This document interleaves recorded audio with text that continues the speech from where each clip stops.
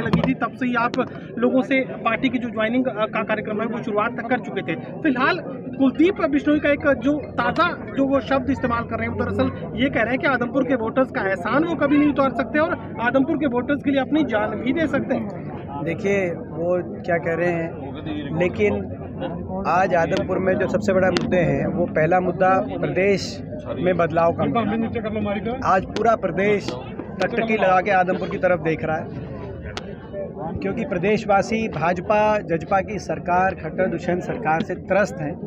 आज जिस सरकार में हरियाणा का विकास चौपट हो गया हो, हरियाणा की अर्थव्यवस्था चौपट हो गई हो, महंगाई बेरोजगारी में हरियाणा देश में सबसे आगे पहुंच गया हो, भ्रष्टाचार का बोलबाला हो, अपराध नशे की तरफ आज हरियाणा के युवा के भविष्य को धकेलने का काम इस सरकार की नीतियों ने किया हो, ऐसी सरकार से आज प्रदेशवासी छुटकारा चाहते हैं और बदलाव के लिए, सकारात्मक बदलाव के लिए कांग्रेस पार्टी की तरफ पूरा प्रदेश देख रहा है और बदलाव के लिए आदमपुर की तरफ टकटकी लगा के दिख रहा है। पहला मुद्दा प्रदेश में बदलाव, और दूसरा मुद्दा जो यहाँ के जनप्रतिनिधि रहे, उनकी जो कार्यशैली रही है, ना उन्होंने कभी विधानसभा या संसद के अंदर यहाँ के मुद्दे उठाने का काम किया, ना लोगों के बीच में सुख दुख में वो अवेलेबल रहे, ना उन्होंने यहाँ पे अपने कभी ग्रांट भी पूरी तरीके से नहीं लगाने का काम हुआ।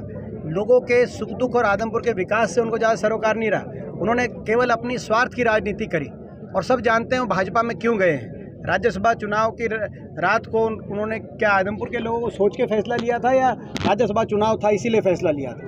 राज्यसभा चुनाव था और बीजेपी को जरूरत थी एक वोट की, इसीलिए उन्होंने फैसला लिया था, सबको पता है। तो ऐसे में ये मैं समझता हूँ कि आदमपुर के लोग यहाँ भी, आदमपुर में भी बदलाव चाहते हैं, प्रदेश में भी बदलाव लाना चाहते हैं, और इसीलिए कांग्रेस पार्टी के पक्ष में मतदान करेंगे। ये हमारे मुद्दे हैं। 450 करोड़ का विकास कार्य का काम जो है वो कुलदीप बिश्नोई करवा चुके हैं और आगे 2 साल सरकार के साथ चलने के फायदे आप बताओ तो कहाँ कराया काम?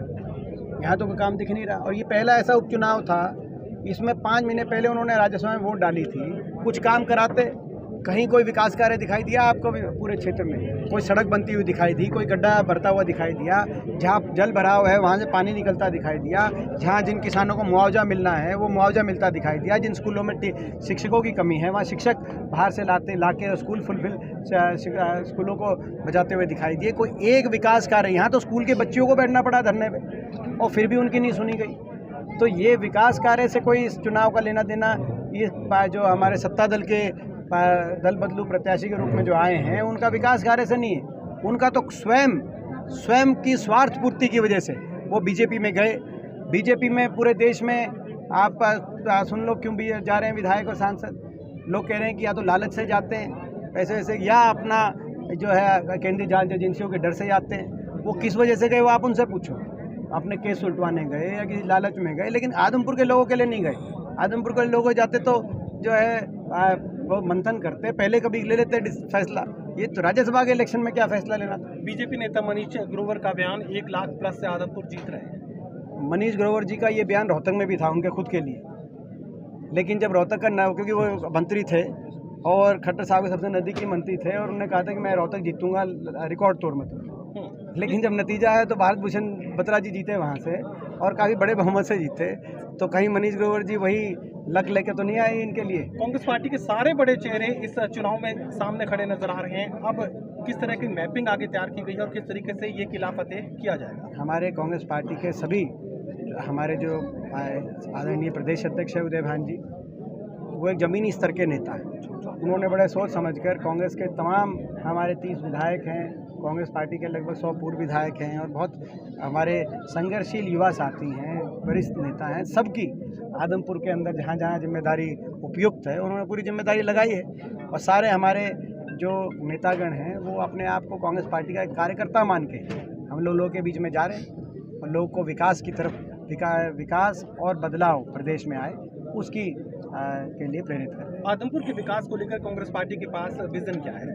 हमारा जो विकास कार्य ठप पड़े हैं सबको पता है, हिसार हो या आदमपुर हो, विकास कार्य हुड्डा सरकार के समय हुए, उसके बाद हिसार में कोई एक नई चीज़ नहीं आई, ना आदमपुर के अंदर। आप आदमपुर के एक गांव में आप जाके पता करें, जब कांग्रेस पार्टी की सरकार थी तो आदमपुर के अंदर लगभग 18 गांव के अंदर वाटर वर्क्स बने। आदमपुर के हर गांव के अंदर युद्ध स्तर पर जो ग्रामीण विकास होता है वो हर गांव के अंदर ग्रामीण विकास, गलियों से लेकर और स्टेडियम से लेकर आदमपुर के अंदर नए स्कूल खुल रहे थे, आदमपुर के अंदर सड़कें बन रही थी, आदमपुर के अंदर नेशनल हाईवेज़ की कनेक्टिविटी, ये 4 लेन कनेक्टिविटी की जो बात हमारे समय जो हुई, ये आदमपुर के अंदर उस समय कांग्रेस राज के अंदर हुई। और ऐसे हिसार के अंदर चाहे नई यूनिवर्सिटीज़ की बात हो, लाजपत राय यूनिवर्सिटी बनी, चाहे वो जो एग्जिस्टिंग यूनिवर्सिटी गुरु जम्बेश्वर यूनिवर्सिटी के वो विस्तारीकरण की बात हो, उसमें चाहे वो हॉल की बात हो, चाहे यूनिवर्सिटी के अंदर के बिज़नेस स्कूल स्थापित करने की बात हो, तो तरह तरह की संस्थाएं यूनिवर्सिटीज़ के अंदर आई, चाहे वो थर्मल पावर प्लांट की बात हो, कई हज़ार करोड़ों की लागत से थर्मल कारखाना लगा, साथ फतेहाबाद में परमाणु कारखाना लग रहा था। कुल मिलाकर विकास का पहिया घूम रहा था। और इसीलिए हमें जब जो लोग बीच में जा रहे हैं, हमें कहने की आवश्यकता नहीं, हम विकास कार्यों के आधार पर वोट मांग रहे हैं। खट्टर सरकार एक काम बता दे हिसार में किया हो, एक काम बताए कि हमने ये काम किया और वोट मांगे। ये भाजपा में जी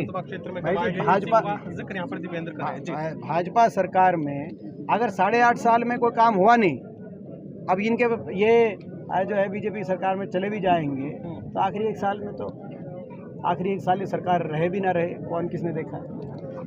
सर कहीं ना कहीं जो है वो कुलदीप बिश्नोई जी से कल सवाल जब पूछ रहे थे तो उन्होंने कहा था कि जो उदय भान जी की बात है, भाई एक दलित परिवार से अगर कोई बनता है और उसके बाद आपने क्यों छोड़ दी पार्टी, तो उन्होंने कहा कि कांग्रेस एक परसेप्शन क्रिएट करने का काम कर रही है, ऐसा कुछ नहीं है। देखिए एक बात हो रही है,